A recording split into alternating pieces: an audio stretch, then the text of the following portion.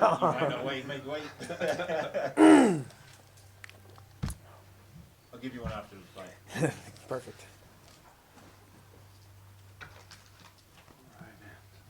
Welcome back to Abu Dhabi. Yes. I mean, obviously, last time was such a weird situation, right? This time you got a lot more certainty about what's happening and everything. So give an idea. I mean, how different does it feel this time around versus last time? It feels a lot of the same because I, at this point, last time on Fight Island, I was still mentally preparing like I was fighting. We all knew there was a slim chance that I was actually going to step into the cage on October 24th. But you have to put your best foot forward. You have to prepare as if you're going to fight. It wasn't until noon on Saturday that I actually took the pressure off. And they finally said, okay, hey, you're going to show up to the arena. You're going to do some interviews. Wear this, wear that, whatever. And I was like, okay, so I'm not fighting. So it feels similar right now. And I really am glad I took that trip in October because now I know a lot of the UFC staff. Now we've worked together. Now I'm having a working relationship with the people I'm going to be rubbing elbows with for the next 5 years, the rest of my career. So it was a good little dry run, great trip, and I'm excited to get out there on Saturday and compete. I was going to ask, because it was like a dry run. I was like, a dress rehearsal, right? So I think part of us thought, well, maybe that'll be, not the greatest situation, but beneficial to him when he does make his debut, right? Because do you think it actually paid real dividends that maybe you don't have quite the nerves or maybe you feel a little bit more settled? Yeah, I do actually because I, to be honest, coming to my first fight week, I was a little bit more nervous coming into it. And it wasn't even just, it wasn't the fact that, maybe I'll fight and I'm visualizing and I'm mentally preparing for the fight. It was like, okay, well, I'm getting these emails from which the UFC is on their stuff. This is a well-oiled machine. I'm getting emails nonstop on the 1,000 different things that need to happen for each of us fighters to get to Fight Island, to get to the fight, all the different protocols and stuff. And now I can put names or faces with the names. And that first trip, I already got all that stuff out of the way. So now it's a familiar face. Hey, how are you? Good to see you again. It was just a couple months ago I was here. So it's almost like getting rid of that monkey off your back, that it's a brand new promotion, brand new people, brand new colleagues, co-workers. And then now, this time now it's just focus on training, making the weight, and obviously doing my obligations, and then fighting Dan Hooker on Saturday night. We know how committed you are and everything you do. The plane delay, does that throw you off physically, mentally? I mean, that's a huge change of schedule, right? It's not just flying a couple hours. It's a big deal, right? So physically, mentally, has this been challenging to kind of adjust on the fly? Oh, it probably is, but ignorance is bliss, man. I'm the kind of guy where I just you can't do anything about it. What you're going to complain? It's not going to get that plane there any faster, So we made an extra day out of it. Obviously being in quarantine stinks. You're stuck in the hotel in Vegas, but we got our workouts in. I'm surrounded by people that love me, people that I love being around. My coach Henry, friend and training partner Marquez, manager Randall Alleman is here now, so I'm rooming with him. And then we got here a day and a half late, and the wait was the scary thing because a 16-hour flight, and you wake up early, and then all of a sudden maybe you don't go to the bathroom for it's a day and a half, and you're like, okay, I'm 200 pounds right now. I wasn't really 200 pounds, but I felt like it, So, and then once you kind of go through the cycle of getting, everything flushing itself out, I got back on the normal weight where I need to be, and my manager and I, Randall, were working out in the room, and I was punching him to the body, and Henry let us borrow his body protector. So we got our workouts in the room, and we're where we need to be, and now we're on schedule. Very nice. This was a big fight for numerous reasons regardless, right? But when Khabib comes out and says, hey, man, impress me and we might do something, does that add anything? I mean, is that going to be in your head at all between now and then? Or maybe when you step in, of course you want to win, but man, I got to do something a little extra so I can get that Khabib fight. No, and I'll tell you why. I mean, a lot of times when you're focusing on something, it's a self-fulfilling prophecy that ends up not happening. You focus so much, I got to be spectacular. I got to get a knockout. I got to get a submission. Oh, wait, Khabib's a wrestler, so maybe he wants a wrestling challenge. Let me go out and wrestle Dan Hooker so he thinks I'm a good enough wrestler for him to challenge. I don't want to think about that. I want my performance to speak for itself. I want to go out there and beat Dan Hooker in whatever way possible. And truthfully, I know I can trust myself, because I always go for spectacular. it didn't matter. I mean, you followed my career for a long time. I had a lot to lose against a lot of guys where I was supposed to beat guys in the first round. There's a lot more pressure when you're going out and fighting a guy who you're supposed to finish in the first round, and doing anything less than finishing him in the first round is a letdown to a lot of people. Whereas now I just got to go and fight the number 6 guy on the entire planet. In my UFC debut on the co-main event of a huge pay-per-view, there's not a lot of pressure in that because I've already cemented a great career. I've already enjoyed a great career, and I want the fight to be able to take care of itself. And spectacular is what I go for every single time. I was gonna say, the last thing for me, what would be ideal for you? I mean, you obviously had the ability to finish fights, right? But we've also seen Dan in some incredible wars. Yeah. What would be better for you, to go out there and do something, first round finish, knock this guy out, and blow the world away, or for them to see you get tested and pushed and grinded and survive that? Man, both sounds great. Obviously for my face's sake and my body's sake, of course, I'd love to just knock them out in the first round like I have a lot of times in the past. But there's something to be said about stepping into that octagon, being in a war, and the fans.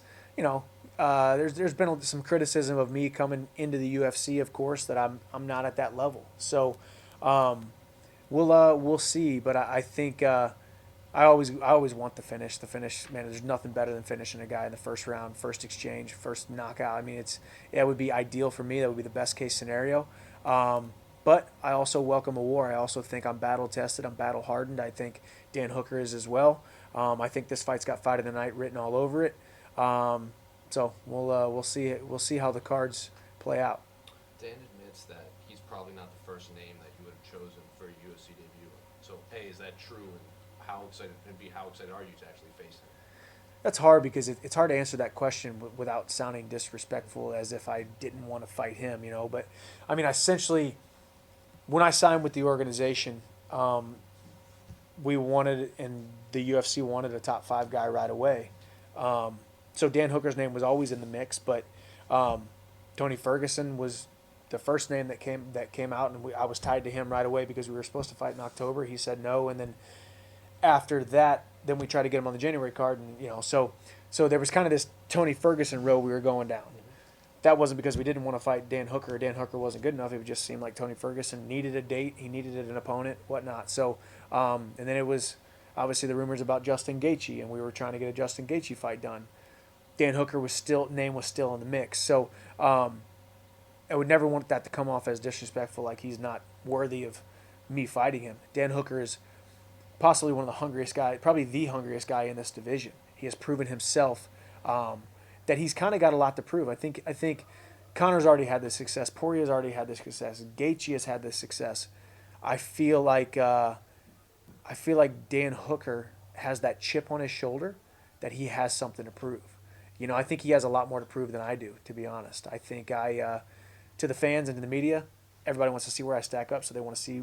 They say I have something to prove, but to me, I don't fight like I have something to prove. I fight like this is the calling on my life. I want to go out there and do amazing things. Does that make Dan probably the more dangerous opponent that you could have coming off of a war like that, a loss? He wants to erase that. 1,000%. I think, you got a guy in Dan Hooker who is he sets a high bar. He sets a great pace. He takes damage and is willing to give it out. But then he's also technical. He can slice you up surgically with his technique. He can also stand right in front of you, get into a war, push you up against the cage, and then be in a knockdown, drag-out dogfight. That's a scary but also exciting scenario to be in, like an exciting and scary opponent. So, and also, like you said, coming off of a loss. This is the what have you done for me lately business, and you're only as good as your last fight. So he's coming off of an L. I'm coming off of a nice first round finish, so I'm riding high. I'm feeling like my hands are unstoppable, like I can go out there and knock out anybody. So we'll see how it plays out. Either way, I'm ready for all scenarios to play themselves out on Saturday night. And then you obviously come from a wrestling background. He's predominantly a striker. So as a wrestler, what do you make of his defensive wrestling? He's been taken down a few times, but you also see him, I think, defend the takedown a lot more than he gets taken down. Granted, I would like to think, in the most humble way possible, that my wrestling is a lot better than a lot of the guys that he has faced. I mean, there's a difference between an MMA fighter who's got decent wrestling for MMA compared to a purebred Division I All-American wrestling pedigree. With that being said, he poses a lot of problems with his length, his reach, his ability to evade, and his ability to keep throwing pot shots and stick you as he's moving. I don't know. I'm excited. It's a puzzle that is not going to be easily solved, which gets me more excited than I've ever been in my entire career. So Saturday night, grab your popcorn because co-main event's going to steal the show. I don't expect you to take this opportunity to rag on him, but looking at how things have played out, do you think it was a mistake for Tony Ferguson to push so hard for that December date and not just wait until today, this week? I'm the kind of guy. It's all water under the bridge. I try not to think too much about the past, but I do think it was an interesting decision. But then again, Tony Ferguson's an interesting individual. I mean, we can all agree with that. We had the opportunity to fight October 24th. He says no. I get it. Then for some reason he didn't want to be on this card. I don't get it. And then it was 3 weeks of silence, 4 weeks of silence, and I'm home spending time serving my family because I hadn't seen them in 8 months. I had been in training camp for 8 months because of the pandemic.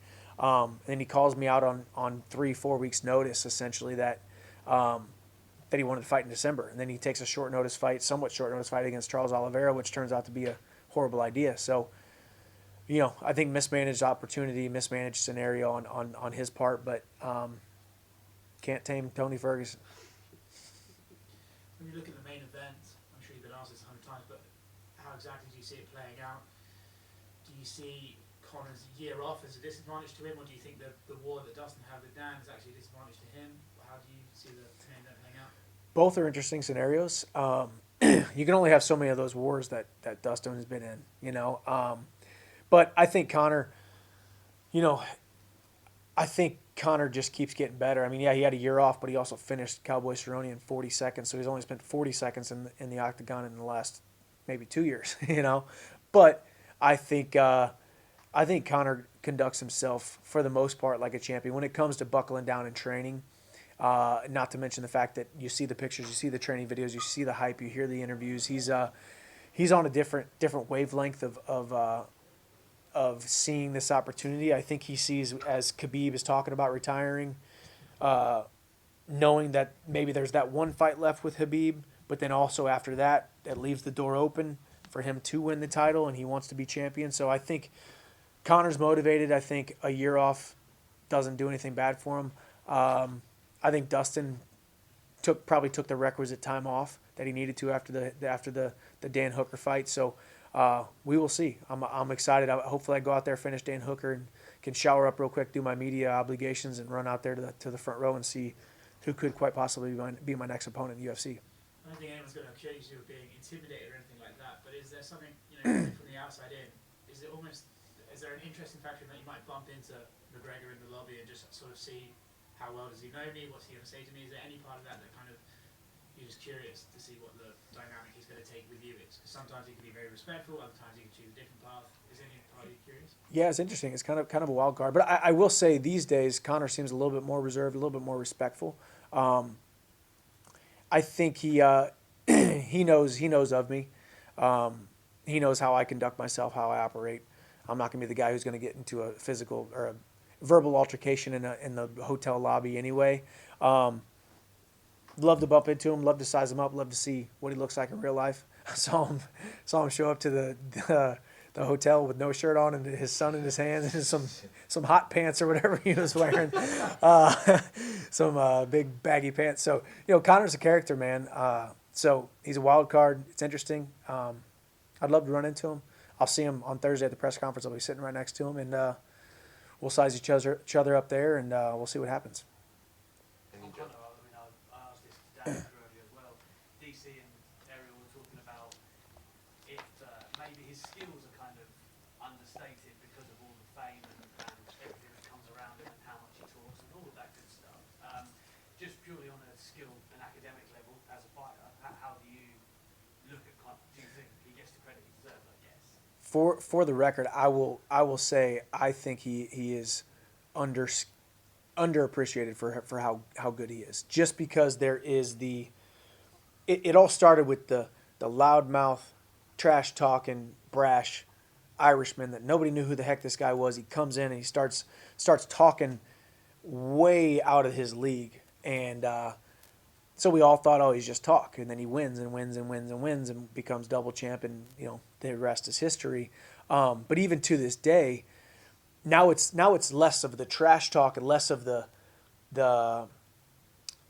voice of Conor McGregor, and it's more of his accolades. The Floyd Mayweather fight that was seen by so many people, the hundreds of millions of dollars that he has in his bank, the whiskey dynasty that he's building. He has this thing about him that it makes so much sense for him to have so much stuff going on outside the cage that there's no way that he could perform at a championship level, yet I think he does. I always said from the very beginning that Conor's not as good as he thinks he is, but he's better than we all thought he was. And I say that because I think that's a testament to Conor's self-belief. I think he thinks he is a little bit better than he actually is, and that's just a testament to his self-belief. But he's definitely better than all of us thought he was. The media, the fans, the fighters, all of us thought he wasn't as good. And eventually he was going to be exposed. Eventually he was going to lose. And of course he did. He has his bumps. He's picked himself up and dusted himself off and come back like a champion. And here he is again, headlining another pay-per-view once again, of course. And I'm excited to be on that co-main event. If Khabib was to walk or was to stay, is there one that excites you more out of the two, Khabib or Conor? Man, I mean, how do you not ask for the Conor fight? I mean, it's the biggest notoriety, it's the biggest eyeballs, the most amount of eyeballs, probably the best payday, and also, I think I match up well against Conor. I think I pose a couple threats that win that fight, and I'd love to compete against him. I'd love to feel that pressure. I'd love to feel that experience, but everybody does. At this point, it's a delicacy. At this point, it's you got to earn it. It's a rite of passage. It's more of a it's something that it isn't just handed out. So I got to go out there and do my job against Dan Hooker if I even need to think about fighting Conor McGregor. We've got to ask as well, like 10 years Bellator, and obviously 3-time champ, all the great stuff that you've done. Was it always kind of the plan or the dream? I don't know semantics on the word. Yeah. But to get to UFC, was that always the goal? Why was that the right time to make a jump? I'll be honest. I think there was definitely times, definitely seasons where I thought it just wasn't going to happen because of maybe the direction that the promotion was going, maybe the entrance of Conor McGregor and this facade that everybody put on that they needed to trash talk to sell pay-per-views and do all this stuff that just felt forced and guys weren't really good at it. There's only one Conor, and there's only a couple other guys who can actually do it well. And I thought that was the direction that the UFC was going, and it's kind of cycled back to me getting a lot more notoriety and respect for me being respectful and being eloquent with my words, as well as respectful to my fellow competitors and giving nods and giving props to my fellow competitors. I didn't think that was going to be well received, and I was wrong. It has been, and it's worked out really well so far. But I'll remember my conversation with Dana right before I signed. We were on the phone, and he was on the tarmac getting ready to fly somewhere, and we were having this conversation. And I told him, 2 years ago, 4 years ago, 6 years ago, every single time that my contract was up, I wouldn't have been the champion that you need me to be, the superstar that you need me to be, that this organization deserves. I wasn't there where I needed to be. Now I am at the right time. This is the right moment, and this is definitely the right stage. It's a blank page right now to write that first chapter in the masterpiece that we're about to start here in the UFC, and I can't wait to go out there and compete. I hate to ask this with all respect to Ben Askren, but do you see any kind of Ben Askren syndrome kind of coming, a ranked guy straight away, the pressure that comes with that, I guess? No, because I asked for a ranked guy right away. Truthfully, I asked for guys, ranked ahead of Dan Hooker. I wanted Gaethje. I mean, shoot, I would have asked for Khabib if I thought I could get that fight. I would ask for number one right away. But I also felt I didn't want to come in, and I didn't come in with this sense of entitlement like I deserve this number, that number, or that number. It was the UFC's plan with me to fight a top 5 guy right away, and we settled on Dan Hooker. And listen, I'm well aware of Ben's fights in the UFC, his stint in the UFC. I'm well aware that he seemed to be more bark than he was bite in his UFC career, I guess, going 1 and 2. But Ben Askren, I can guarantee right now that Ben Askren lays his head on his pillow at night and sleeps like a baby, knowing that he came to the UFC, he put his best foot forward, he came up short a couple times. It remains to be seen what the Michael Chandler story will be. I believe it's going to be a lot different than Ben's. That doesn't make me any better or any worse than him. He's a dear friend of mine, like a big brother to me. So we will see how the story is told. And there's a lot of people comparing me to Ben Askren, which there's the Mizzou connection, there's the friendship that we have, but we shall see. Do you think that Khabib is going to fight again? And if he doesn't, who do you think the next lightweight champion of the UFC is going to be? I think he does, and I think I am, and I think I beat Khabib. Michael, you've been around the block for a long time, but new fans of the sport don't necessarily know you, and as such, some have even questioned your legitimacy in facing a number 6 ranked guy straight off the bat. I mean, you must be relishing the prospect of silencing them once and for all and proving what many people have thought for a long time, that you were the best 155-pounder outside of the UFC. Yeah, it's definitely, I completely get it. The UFC is the longest standing organization. It is the highest level. If you're not ranked in the UFC, you're not ranked in a lot of people's eyes. If you don't fight in the UFC, you're not a professional mixed martial artist in a lot of people's eyes. I hear those things. I hear those people saying those things, and that's going to happen no matter what. People are always going to talk. When I'm world champion and I'm having phenomenal performances, I'm still going to hear negativity. But for me, it's always been about proving my supporters and my fans and my followers and my closest of inner circle, proving all of them right, not proving the doubters wrong. Proving all of them right is just as a byproduct. By default, I'll prove everybody else wrong, and then eventually they'll jump on the bandwagon. Eventually they will open their mind and open their heart to, okay, maybe Michael Chandler is the real deal. Then again, maybe they won't. Maybe I'll fall flat on my face on Saturday night and they'll all laugh at me and they were proven right. So we'll see. Thank you, guys. Appreciate it. Thanks, guys.